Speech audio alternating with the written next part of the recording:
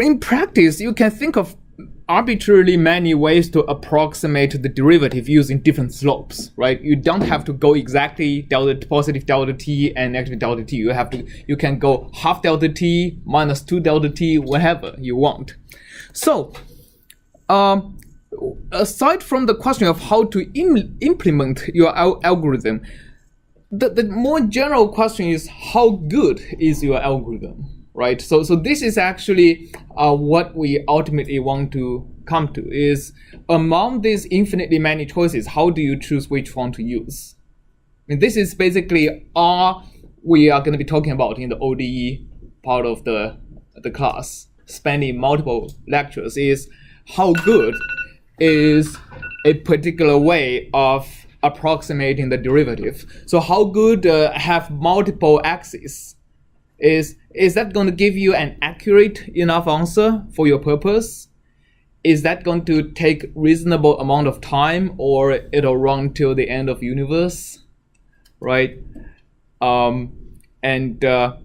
Basically these are the two things that's most important. And the third thing that is also important but not very obvious is that some of the algorithms can be very good in actually approximating the derivative of a known function. But once you start substituting that into an ODE, it suddenly becomes very badly behaved. There is a phenomenon we call instability. So some of the schemes looks very good on paper, but becomes unstable once you use it to solve ODEs.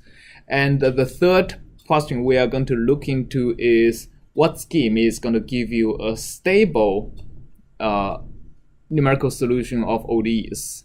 All right, and so these three things, runtime, accuracy, and stability, is going to basically be the three major considerations when we choose an algorithm of solving an ODE. No matter if you code up yourself or use a commercial package, you will be basically pulled by these three different forces in choosing what's the time step you use. Some packages let you choose the convergence criterion, the tolerance, and whatever, or some packages allow you to choose one method of integration versus another, explicit, implicit, first order, second order, fourth order, fifth order, right? So all of these choices needs to be decided based on these three considerations. Okay, so let's give a very simple. First of all, let's basically try to code up these algorithms in MATLAB. Okay, so imagine I have an empty folder, but let's actually make a function. So let's make a function. Let's just call it u. Okay, u is a function of t. Nothing else, and I'll just say ut.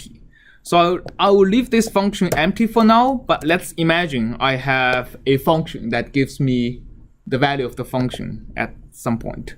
Then I'm going to make a script I call dudt. Okay, all right, so what I'm going to do is I'm just going to code up these three algorithms for computing the derivatives for a wide range of t's. So I'm just going to, for t goes from 0 to, with a step size of 0.1 all the way to 100. Okay, so I'm going to first implement the first algorithm. I'm going to basically make three arrays. So dudt1 is equal to empty array for now, dudt2 is equal to empty array now, dudt3 is also equal to empty array. So dudt1 is going to be appended by the first formula I have. So the first formula I have is what? Is t plus u at t plus delta t, right? So u evaluated at t plus delta t. So here I haven't defined delta t. So let me define delta t equal to what? Your choice. What do you think is a reasonable delta t? 100th of a second. 100th of a second. All right. Minus u of t divided by dt, right? So that's my first du dt. 100 dt need to be equal to our step t. So here's the question: does dt needs to be equal to this step of t? You're right if I'm solving an ODE. But here I'm just going to evaluate this function, right? Evaluate the derivative. So no, I don't have to. All right. When I'm solving an ODE, yes, it has to be corresponding to the interval I have. Okay. So I'm just going to copy this. My second formula is u of t minus u of t minus delta t, right?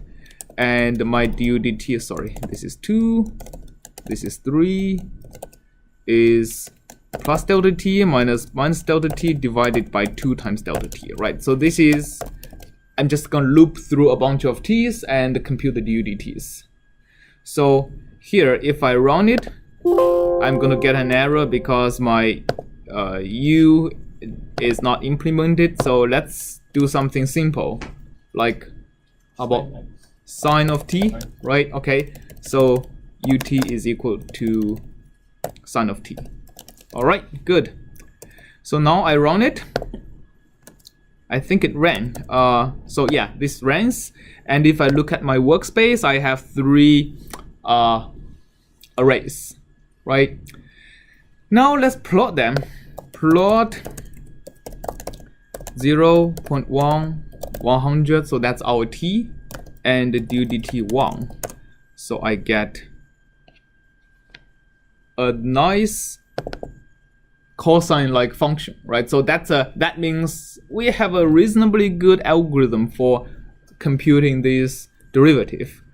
Now we also can plot, let's hold on, and plot the second one and plot the third one. Okay, so we all pretty much get the same thing. That's actually a very good indication. If you have multiple ways to compute the same thing, do it and compare the answer. If they turns out to be roughly the same, I think we are pretty safe, right? That's kind of a accumulation of experience from probably elementary school, right? But if you zoom in, they are actually slightly different, right? So all the 3 methods gives us slightly different values. And if you use, if you actually plot the analytical answer, which is cosine of t, let's make it black. I don't think any of them are black. We get pretty much the same answer as the middle one, but also slightly different.